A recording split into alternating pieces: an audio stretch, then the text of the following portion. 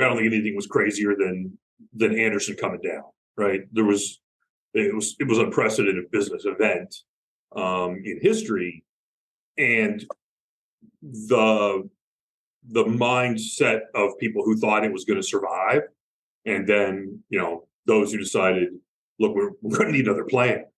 And the speed with which it happened, I think, shocked everybody.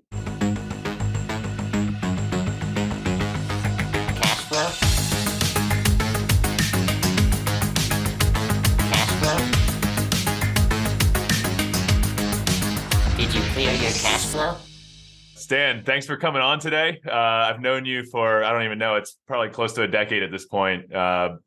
And you've been somebody who's impressed me quite a bit. The more I've gotten to know you and heard about, your career trajectory, what you've done throughout your career, how you started Eigen X. And I know a lot of people that, we have in common, mutual friends also feel the same way. So I've never actually heard your entire career kind of in sequential order. I've just heard the bits and pieces. Earlier in your career, you were part of Arthur Andersen. Before the Enron collapse, you went on to LECG, which also had a spectacular collapse. And then eventually you went to start the firm that you wanted to work for, Eigen X, which has been around for, you just had your 10-year anniversary this year. You guys are, hitting 20 million in revenue, about 100 employees. My firm's worked with you guys. You guys do amazing work. And, I'd love to just kind of hear all of the lessons learned throughout that entire career trajectory. Yeah, thanks, Brian. No, I think we definitely have become experts at reacting to whatever cards were dealt out there. Just in a bit of chronological order, I was actually working at GE Chemicals, being a chemical engineer, went back and was getting my master's at Drexel in electrical engineering with the thought that I was going to make new and better control software and things like that in the chemical industry. But as I focused more on the software side and on the AI and machine learning, I really felt there was more of an opportunity to take my career in that direction. Were you guys doing the AI stuff back then? I was, yeah. That was learning systems early on. It was rules based, but there was also a fair amount of machine learning on machines you've probably never even seen, SunSpark stations and a lot of Unix before there was really a Linux world out there. But in that vein of technology, then we ended up doing some of the early digital catalogs online for companies that had large SKU sets and needed to do complex searches and things like that. So when you were managing bandwidth and picture download speeds because people were doing it on a dial-up or a load speed connection, you really sort of had to have a different level of thought process in your design and coding. Because I was doing that, I happened to be looking for my next opportunity to focus more on the tech side. And that's when I met Joe Lanzazera and the team at Arthur Andersen, who was trying to build an e-commerce, a technology team around some of the new internet tools because they had clients that were asking for the service and they didn't really have time to build it internally. So it was a little unusual for them to actually make a senior hire to come in and lead a team. So I came in as a senior manager at Arthur Andersen that was the business services side, the business consulting. It wasn't the accounting side of the business. So I got there just ahead of the divorce. So Accenture was still in our building at the time. It was still one firm, Arthur Andersen, and at the time Andersen Consulting. But that split was going on just after I joined. They sort of made it final. So Arthur Andersen Business Consulting stayed with the accounting and tax team, and Accenture went off. At the time of the split, each firm was about 85,000 employees and about $8.5 billion in revenue. So it was a pretty equal split on who went in which direction. But Accenture took a lot of the tech, and the idea was that Andersen's business consulting team would focus more on small enterprise. So let's say, $1 billion and under. But of course, just like has happened throughout history with all the firms rebuilding their practice, as soon as Accenture was gone, we were focused on the big firms again and chasing bigger companies. So why did they split? I think the split happened before the whole Enron debacle, right? It was actually really fortuitous for Accenture because they had time to rebrand and separate before any of the Good real timing. disaster hit the fan on the accounting side. So it was pretty interesting. We always sort of joked, it was millionaire partners fighting over how to split up $17 billion. Andersen had funded the growth of Accenture for many years. And then once it was really profitable, now it was asymmetrical distributions in the other direction. And so it was mostly amicable. And I think the firms at that size, you see that happen over and over again now, but at the time it was the first of the big splits where consulting left. But it created great opportunities for those of us that were in the business consulting side. So we were servicing mostly larger clients even at that time. And it was amazing the speed at which the collapse came upon us. I was at the partner meeting in it would have been August of 2001, and they were still mentioning Enron as one of the largest clients and weren't talking about problems that had been encountered or anything along those lines. And by February of the following year, most of us were gone, and by May they'd ceased operations. So when did the kind of the news cycle start on Enron? Do you recall the date on that? Yeah, I can remember sitting at a ski resort in Vermont watching Saturday Night Live, and the Andersen logo came up on the newscast part of Saturday Night Live as a joke, and I'm like, oh man, we are in so much trouble. We're the root of a comedy skit here. It's going to be a problem. Here 20 years later, it's happening with FTX all over again. Yeah, well, again, I would say even in those days, that was even almost ahead of the 24-hour news cycle. The speed of the collapse, and it was pretty precipitous. And so we went from, hey, we're going to work this out. We're going to maybe take a fine. We're going to have to rework our quality controls, things like that, to we're going to need a lifeboat. And again, remember watching Joe Berardino, who was the CEO at the time of Andersen, testifying before Congress. And I always joked, at a time when we needed Winston Churchill, we had Neville Chamberlain. It just really didn't look good. You could tell Congress was all fired up about the situation. Again, all the firms had problems out there. Andersen just had the unfortunate situation of being first and certainly being the poster child. Now, of course, at the end of this whole story, and a few years later, everything was taken back. There were no charges ever filed, and basically Andersen got hey, sorry, we over prosecuted in this story. You guys are fine. But the firm had been gone for 5 years by the time all of those things got worked out. So there really wasn't any real wrongdoing. It just, the optics were terrible. So they got their accounting license taken away, but then it got restored 5 years later. I don't think it ever even bothered to do that. The firm was so long gone. Okay. But the prosecution was around the destruction documents, and that was all resolved, dropped, cleared, et cetera. The other amazing lesson was there were only a handful of people involved that actually were making these decisions in a Houston office that I wasn't even aware of. And David Duncan was the partner on the account at the time. But being in Philadelphia in the consulting practice, we were pretty far removed from the fires burning in Texas, or the shredders running in Texas, whatever you want to call it. So again, we pretty quickly turned around and said, well, look, we've got in our office in the consulting side, a couple of hundred people. They're going to want to work together if at all possible. The irony of the whole story is that the accounting folks found a new home at KPMG almost immediately, and the tax guys moved on to another firm, and the consulting group, which really hadn't been involved at all, were the ones left to kind of figure out our own story. The actual deal was for Bearing Point, which didn't last too long after that, and most of the people that went didn't last too long. So Joe and myself and two other partners decided, hey, we're going to take our teams as much as we can and try to join another firm together.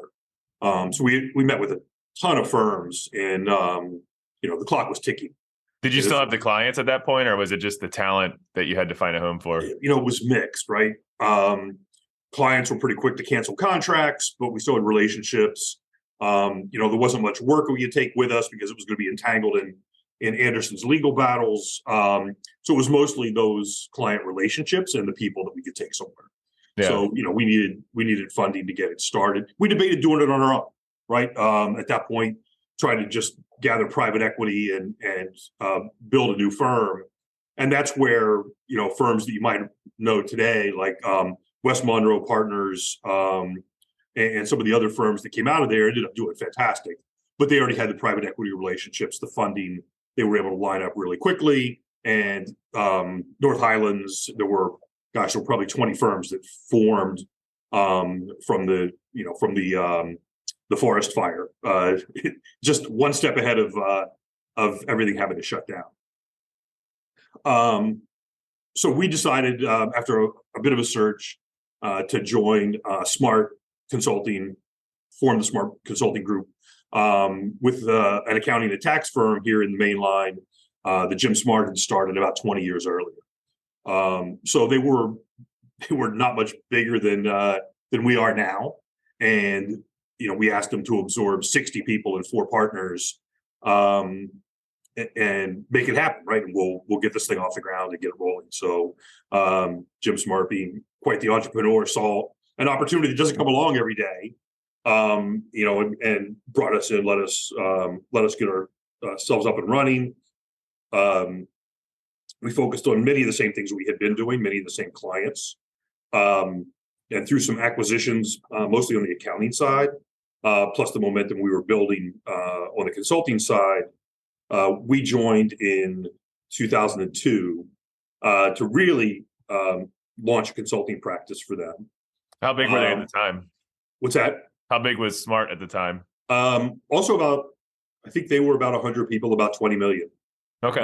When we joined them at that point, and we brought in another 50 or 60, something along those lines.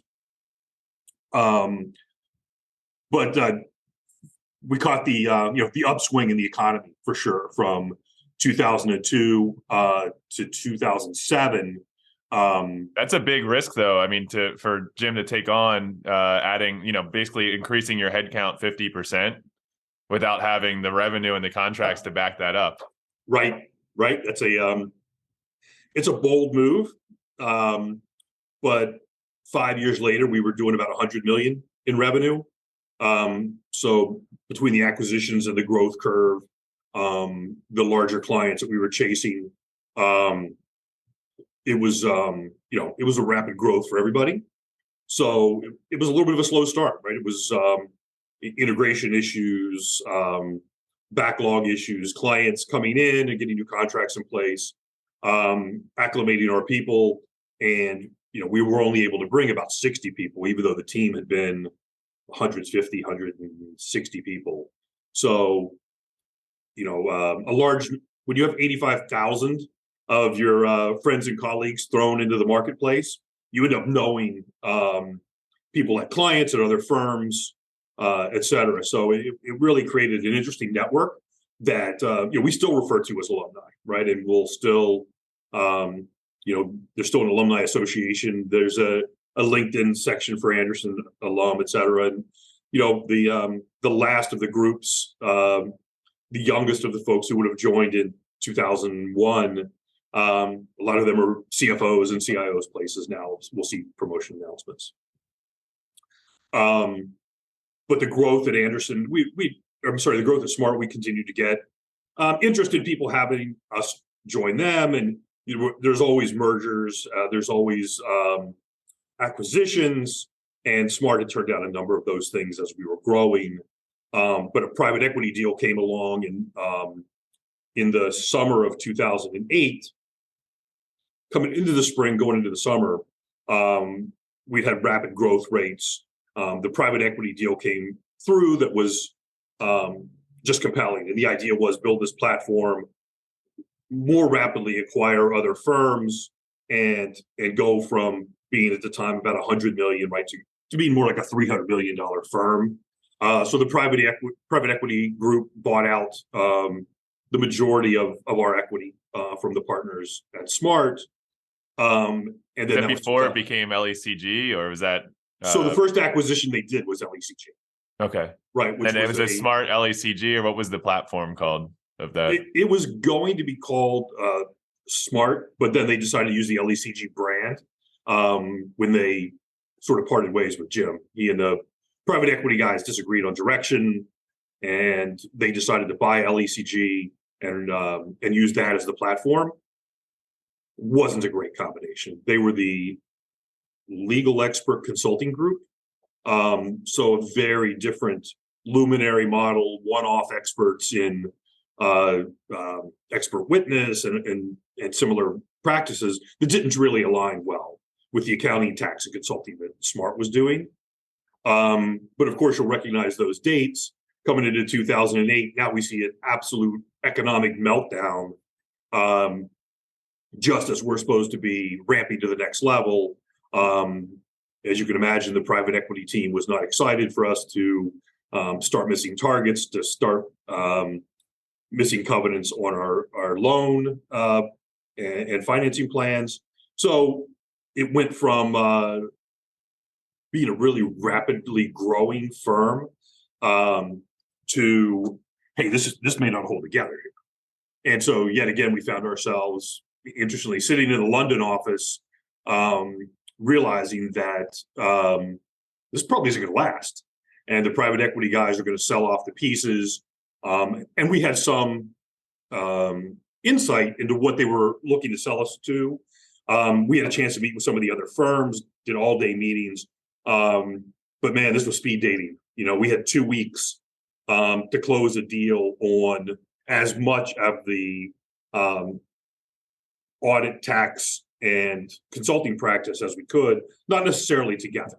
So I've heard stories about LACG where there was at some point where kind of like the partners disbanded and took a lot of the clients and took a lot of the top talent along with them. Are we at this point in the story, or did that already happen? Once LECG was acquired, and I'm not quite as familiar with that side of the story, but they were more of a assembly of independent experts than they were a firm tied together with partner agreements, non-competes, non-solicits, right?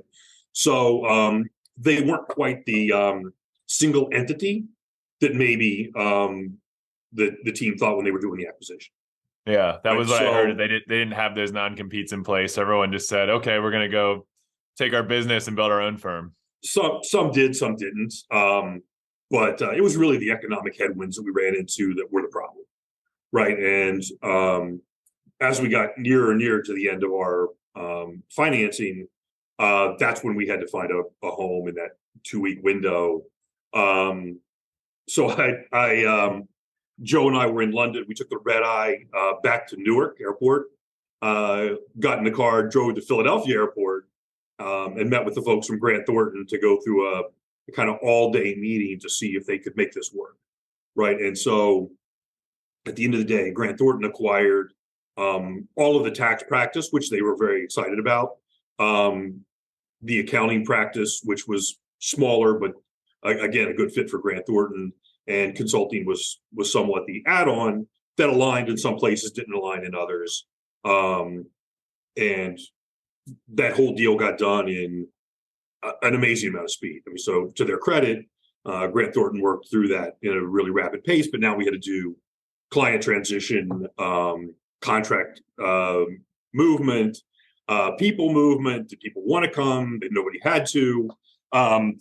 So, an acquisition of a people-based business can be a little bit less structured than if you were acquiring our assets and our inventory and things like that, right? So we really had to circle the team and say, hey, look, amazingly, for the second time in our career, we're going to have to make a rapid change, and this new firm is going to give us a landing spot and a chance to rebuild what we had just a few months ago. And what percentage of those people that went from LECG to Grant Thornton were the original crew from Anderson? Actually, a pretty fair percentage. We had lost a few people along the way, but by that point, we'd hired a lot of new folks. Remember, none of the audit and tax people from Anderson went to Smart. It was only the consulting team. But throughout all this time, we had still had our core leadership team together, and that's most of us were still there, making it through to the Grant Thornton side. That's a cool story, though. I love that people kind of banded together, built this this kind of like bonds as a consulting team, and just through so many mergers, acquisitions, firm collapses, you guys just stayed together all these years through your careers. Yeah, that sort of led to after we'd been at the big firm again, we really missed the culture that we had at Anderson, where we felt like everybody was their own entrepreneur. The team cohesion was really strong, and we saw an opportunity in the market that we felt wasn't being addressed. That the cloud-based solutions were moving to the big enterprise pretty rapidly. So Salesforce, it wasn't Tableau yet that we were working with. Workday was, of course, coming on strong. NetSuite was coming on strong. But even a mid-sized enterprise, the teams aren't as big. This isn't a 200-person, 5-year SAP implementation. These are 6-month, 10-person implementations. And so that was really the market that we saw ourselves chasing. And the reason we decided to start over and start Eigen X, Joe Lanzazera and I decided that that opportunity was too good to pass up. And that a real technology-focused practice with the idea of bringing our big system experience to these sort of newer up-and-coming technologies. Salesforce has been around for a while at that point, but they were really breaking into the big companies at about that time frame. So we knew originally that's what our plan was going to be. When we were wrapping up at Grant Thornton, we still had non-competes there, non-solicits. So we were going to start over without the people for at least a year. And, we had to leave any clients that were active behind at the same time. So that's when we decided we were going to start Eigen X to focus on this opportunity. So it took about 4 months off, decided to chill, clear my head a little bit. What did you do in that time? I took my daughters to Europe for about 3 weeks and just sort of did some history tours and relaxed for a bit. It was nice to have a vacation. I didn't have an email account, no phone calls. My cell phone was my personal phone. So it was a nice foreign language to me right now. Yeah, right. So that's what I told my daughters at the time. I'm like, man, I got no meetings, I got no conference calls. I don't need to check my email. Let's just pack it up. Where do you want to go? And we put together an itinerary and got to see a lot of sort of Central Europe. We went to Germany, Czech Republic, Germany again, and made a nice tour of it. It's really cool. So we're thinking about repeating that. That was 10 years ago, so we're about ready to do it again. But as we were starting up, one of the things that I think a lot of entrepreneurs don't realize is how much cash you're going to need. So if I sign a client in January, I'll send out my first bill February 1st. Odds are the client's going to pay that in 60 or 90 days, but I'm making payroll real time. So by the time I see that check for January, I might need to make 8 payrolls without getting the influx of cash. And so the faster you grow, the greater you consume cash ahead of receipts. Absolutely. Yeah. So we grew 80, my company, Tech, grew 80% this year, almost 90 actually, in the 80s. We have that exact problem, especially now that we're landing bigger accounts. It's like net 60, some are net 90. It takes like a month to get through their legal team and procurement process. And, they lose, happen to lose documents or whatever. And Oh yeah, no, we've got some great stories from early on. I was in Austin, Texas, at a Salesforce event, and our payroll provider sends me a note. Hey, payroll runs, in 2 days. You need to fund the payroll. And one of our largest clients just missed a payment. So I'm calling the client. Hey, you guys owe us a lot of money here. Oh yeah. We do another check run in 2 weeks. We'll get you on that one. In the meantime, I've got to make payroll. And the payroll provider's like, say, we're gonna need you to wire us $200,000 by tomorrow, if that's okay. So I'm running around trying to find a live Schwab office in Austin, Texas, because I just signed for the wire to come through. So you had to pull it out of your personal account. Oh yeah, I had to pull it out of my personal account. And I was going to ask how. So I mean, obviously that's one way, but how did you manage growth when you guys? And we're kind of jumping ahead to Eigen X, but how did you manage growth through those like high growth periods when the company is just consuming a lot of cash? So originally, we met with some other Anderson folks that we knew in DC, really just to get some advice, and I went down and had lunch with my friend JP Foley, who was another Anderson partner. They had sold their earlier consulting company and had started a new business called Dominion Business Consulting, focused pretty much on federal. And when I met with them, they were like, well, how about if we help you with the funding and we'll manage your payroll and receivables for you while you're growing, and then you can grow the commercial practice and we'll grow the federal practice. So when they handle the payroll and receivables, they're just basically kind of factoring for you at that point. Exactly. And exactly. So they took equity in exchange for that. But about 2 years into this deal, they were growing really rapidly in federal, and we're probably going to do another deal, be bought by somebody, and decided that a commercial practice in Philadelphia wasn't really aligned. And so at that point, I bought out their equity. And what percentage did they have? So they had 50%. 50%. How much were they floating? Like, how much revenue were they floating for you guys at that period? At that time, it wasn't a lot. I think we were in maybe 300,000. Okay. But receivables kept growing as we were getting bigger. But it was a little bit a mix of a strategic decision and a cash flow decision. And we made them a pretty reasonable offer. We were all friends, and that's when Stacy Berry and Rita Desai bought in as equity partners at Eigen X to help me fund that buyout from the guys in Dominion. So cool. A little bit of a complicated story. In a big circle of events, just this past year, JP Foley joined Eigen X to launch our federal practice in DC. It's one of the Dominion guys. Was the Dominion guy. Ah, okay. So he sold his practice and then came and joined you. He did. Nice. Many years later, but it's great to have again yet another Anderson alumni back helping us grow. It's funny how I see this over and over again, and you've been in business, obviously much longer than me, but the longer I do it, the more I see things come full circle. Years later, like something happens, you meet somebody, and then 5-10 years later it comes full circle in just some unexpected way. Well, it was interesting that when we left Grant Thornton because of our non-solicit, we couldn't bring any of our people, and so many of those folks ended up going on to other consulting firms or industry or whatever. And then over time, I get a phone call, hey, I'm not happy here, do you guys have a spot for me? Yeah, man, where do you want the offer letter sent? And so we've kind of reacquired much of our team that goes back to Anderson, that goes back to Smart, as well as some really brilliant folks that we've picked up along the way that we've met in other places.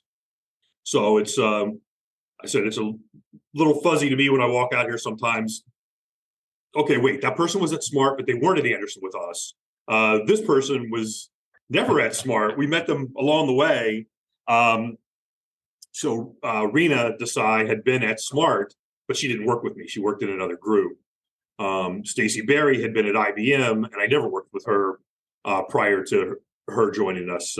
She was the first employee at Eigen X. You need to build one of those walls where you have all the headshots and like yarn connecting all the pins on people's headshots. And Yeah, there's a weird ER diagram that goes in there somewhere, and many of our folks too will be, hey, we hired this person, and they would say, well, the brightest person I worked with at my other company was, this person. You should interview them too. So we have a lot of people who went to college together, who were referred in, because we do have a good employee referral program as well. But also, folks remember who the bright people were that they worked with. Yeah, cool. So what was like the most crazy time of your career? Was it building Eigen X in the early days? Was it one of these kind of like rapid transition stories that you talked about earlier, or what was the craziest time? Look, I don't think anything was crazier than Anderson coming down.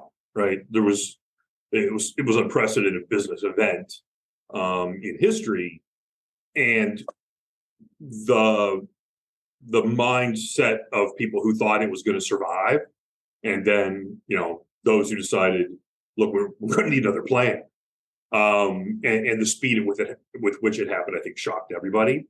To have it again, not exactly recur, because the end of Smart was a totally different situation. It was the economics and the financing behind it that was more of the problem, again, rolling into the housing market collapse. And at the time at Smart, near the end, our two biggest clients were AIG and Royal Bank of Scotland, right? Two entities that were sort of front and center in the mortgage crisis and collapse.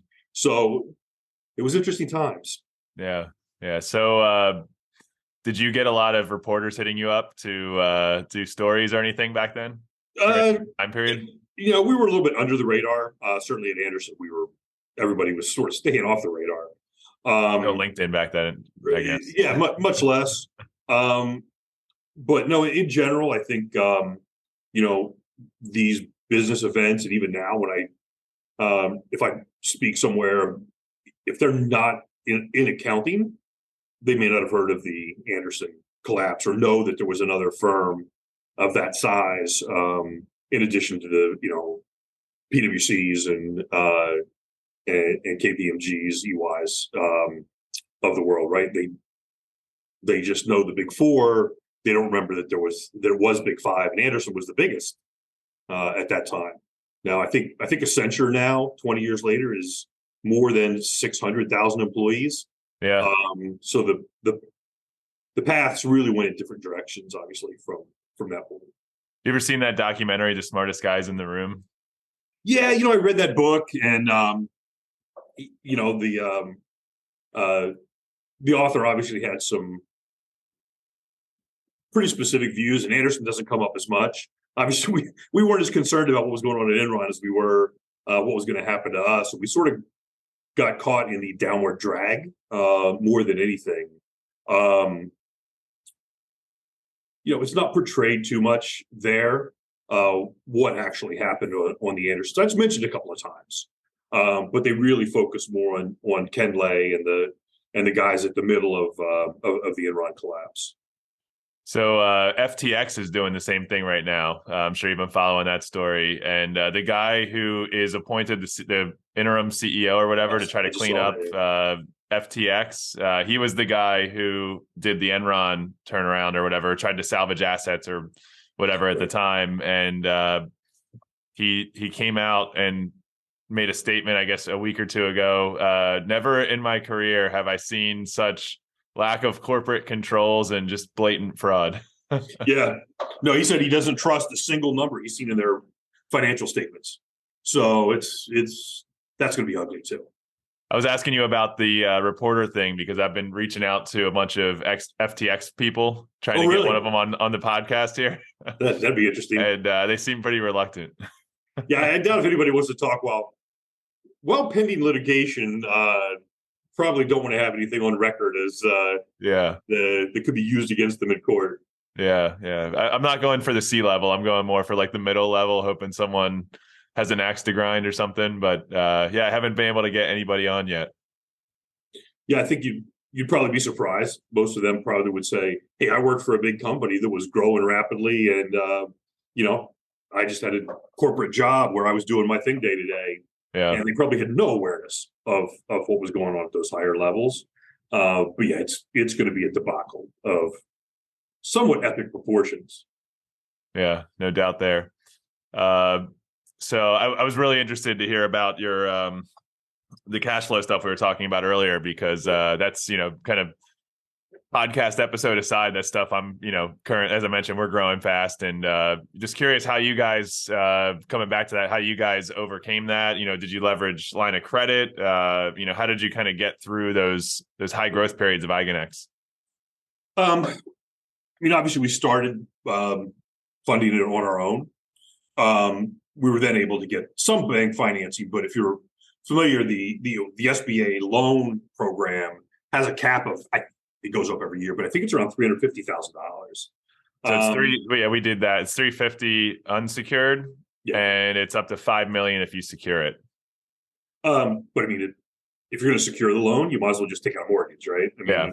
That was one of the things I just refused to do, to secure any of the loans with real estate. So, you don't want to mix too many of your assets here, So we operated under that, plus, my own financing above that, for a number of years. But again, as we started rapidly growing, we were able to start working with Meridian Bank, and Meridian is much more reasonable in their requirements around our line of credit. So now we have an adequate line of credit to support our growth, really to the next level. And it's secured, but it's really our receivables that are our assets here. How much do they? Is it like 80% of receivables, or how much do they? That's a pretty typical number. So that's what I think banks that understand the business will usually do 80% of outstanding current receivables. But Meridian goes above that, though.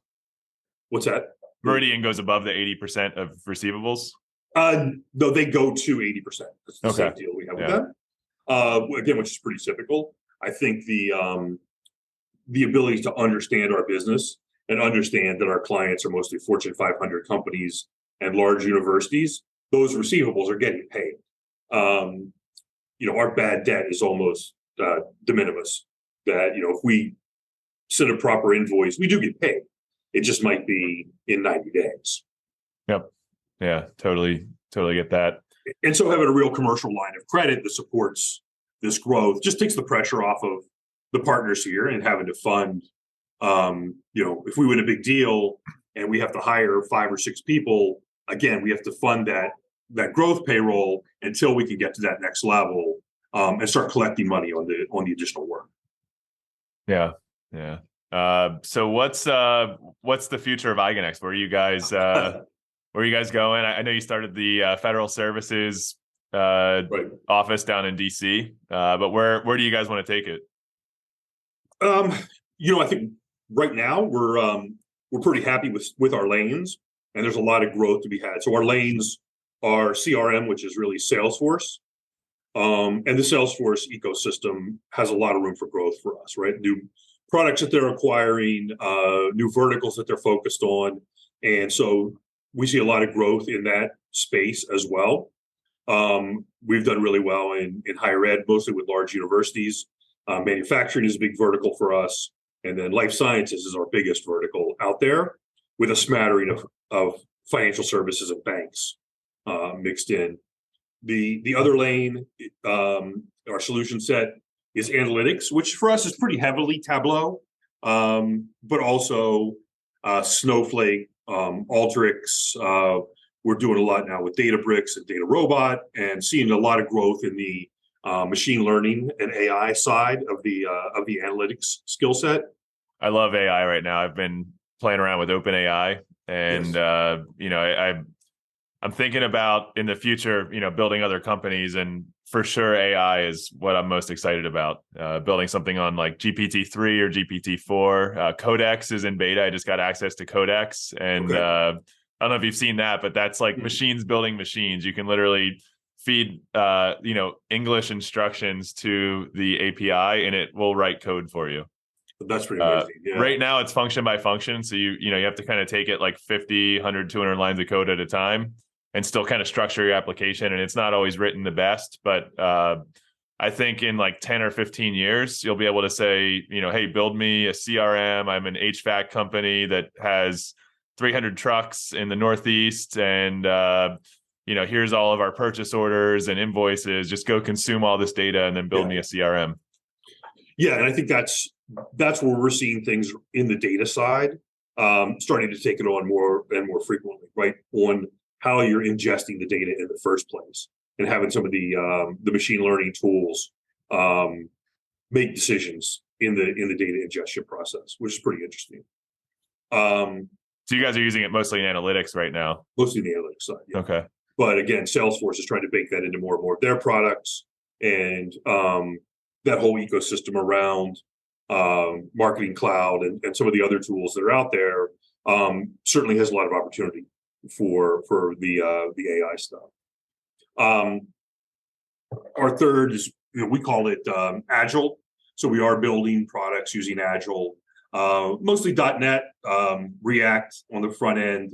So we are building some commercial software, but we also coach in Agile, train in Agile, and help other companies improve their processes through that. And that includes setting up PMOs and requirements management and just general consulting that most tech consulting firms do. The fourth lane that we always thought was going to be out there would be something like a NetSuite or a Workday, but we've never actually gotten to that. We've seen enough growth within what we already have that we just haven't tried to make that jump into an entirely new practice area. So we see ourselves being able to double in size without adding any new solution sets.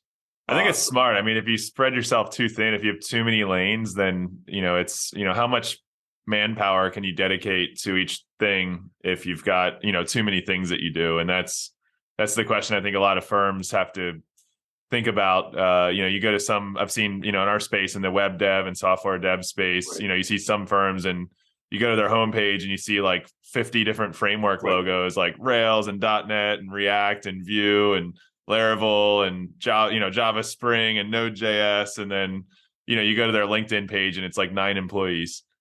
And it's like, right. It's like, all right, who's doing what here? Well, for us, one of the big drivers of that is just training and hiring, right? So we're hiring into those teams, mostly people with little or no experience, and we're training them up, and that takes a while. So we have a mix of bringing experts in, but then having those experts be able to coach and mentor people right off campus, people with non-traditional careers that are joining us. And there's a combination of skills required, right? The BA, the business side, understanding the data, having the vision to craft good dashboards, and then you need the hardcore data scientists to go in and make this stuff actually happen. And so we have a number of layers, and we're always developing people internally and trying to bring them up that path. It gets harder and harder to do if you have too many solution offerings. It's also challenging to build those curriculums, because in addition to the great training that we get from Salesforce and the trailheads, we obviously have our own accelerators, our own training programs that we use within the tool sets to make sure that folks learn how we want to deliver those solutions. How much do you guys do junior hires out of college versus hiring people that are mid-level or senior or more like director, VP level? So out of the gate, the strategy was I needed to hire the leaders first, and it's hard to make money with nothing but senior managers on your team. But we knew going in that we had to have the folks that could lead these engagements, lead these teams, and most importantly, help us recruit. So we definitely started with our senior team first. Then we built out more on the delivery side, let's say manager and that's where Dominion came in, was they were able to kind of help fund that initial. They were. Yeah. And, we were able to continue to build on that. The first 3 leaders I hired are still here helping run teams and grow the firm. They're all 3, equity partners, owners in the company now. But now really only in the last 2 or 3 years, as we got north of 70 people, we feel like we could bring somebody in with, good book learning, right off campus, some good experience, and run them through our training program. And so we've been able to do that pretty effectively. We find it's best to bring in groups of 4 or 5 or 6 because they do work together and get to learn things together. They've got some cohesion between them so they can help each other if they're struggling to learn something. But the most important piece is having them tied closely to a tech leader that can help them solve the problems as they go. And that's our next layer of growth. That's probably going to be from a shift to more junior and mid-level resources and promoting our current leaders into more senior roles to help grow to that next level. I think we've struggled with that. We've never really hired junior people. We might be getting to the size where we're ready to, but I feel like you have to be probably 100 or 200 person team in order to really absorb, even small cohorts of junior people out of college and adequately train them and nurture them, kind of groom them on their career. And you have to have projects that are big enough that they can shadow on and learn something valuable. Most clients aren't that interested in paying for people that have no experience. So we have to get them the experience, usually on our nickel, while they shadow, learn, and train so that they can then start bringing value to clients on projects and, become a billable resource. And that takes time. And that's an investment that we're making now going into 23 with having that higher class from last year be ready to come in and be pretty valuable members of our teams. Yeah, that's awesome. One last segment to touch on, and then if there's anything you want to touch on. So on the sales side, what percentage of your deal flow comes from your kind of like the Anderson alum network or the Smart alum network versus good old fashioned outreach, marketing, kind of grinding the pavement? Well, interestingly enough, a lot of our Anderson network are starting to retire and play golf in South Carolina, right? So a lot of the folks that we had known that were more senior to us are sort of, becoming advisors and board members and things like that. So there's still some of that out there. I would say that's a onesie twosie type of thing. But was it more when you first started, though? Was it more when we first started because those folks were maybe still being the CEOs or CIOs somewhere. Now it tends to be more the folks we knew at Smart and other places that have gone on to build careers, and they know us and know some of our people. So they may request individual team members that they know because they worked with them in the past. But I would say that probably represents at this point, I don't know, maybe 10 or 15% of our net new clients. We also have delivered well for, a CIO somewhere, and he or she takes a job at a new company, and then they decide they need some of that same help. Referrals. So I would say the network of happy customers moving around, combined with the referrals within certain verticals where, a CIO will call a colleague at another university and say, hey, we're trying to do Salesforce in higher ed, who would you use? And we're usually on that short list of names that will be given out. So it's more customer referrals versus like platform partner referrals, like Salesforce themselves, or? It varies, but it's more client referrals. Many of our clients in Salesforce have Salesforce when we met them and are looking to enhance the implementation that they did a few years ago. We do net new deals. We're out to competing with them, and we do work with the Salesforce field team on opportunities like that, and the same with Tableau. Again, representing a portion of our inbound sales, but it's still that network and referrals, and then obviously the partners being out there meeting folks every day, being known in the Philadelphia market. But our clients are national and even international. We've done work in the EU. We have a client now in Australia. We've done some work in Singapore. So we do work globally, but that's usually a client bringing us to their outside the U.S. Entities to work with them. But from a U.S. standpoint, We have universities we work with from coast to coast. We now have 2 people in San Francisco servicing clients on the West Coast and helping with some of our larger university clients. And we can see that to continue to grow. To be honest, we've been hesitant to have employees that weren't somewhat proximate to this office. And we've become more flexible on that with some folks in Florida, some folks were in Indiana. We've got some folks in California. So we now have some smaller percentage of totally remote workers, but all US based. And we feel like that onshore model is a requirement for the type of work we do. Yeah, that makes sense.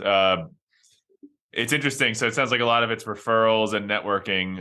For us, it used to be almost, it was heavily organic. So like, search and paid marketing strategies, kind of like inbound marketing strategies, Google organic search, paid search, stuff like that. And then mostly, so it's maybe half that and half referrals and word of mouth. We've built over the last 3 or 4 years an outbounding strategy. So I have a SDR team and we're doing outbounding to our ideal customer profiles. And that has become 50% of our net new. Wow. And then we've got about 30% roughly, maybe 35% is referrals, either from existing customers or partners. And then the remainder is probably back to that like marketing inbounds, kind of organic paid strategy.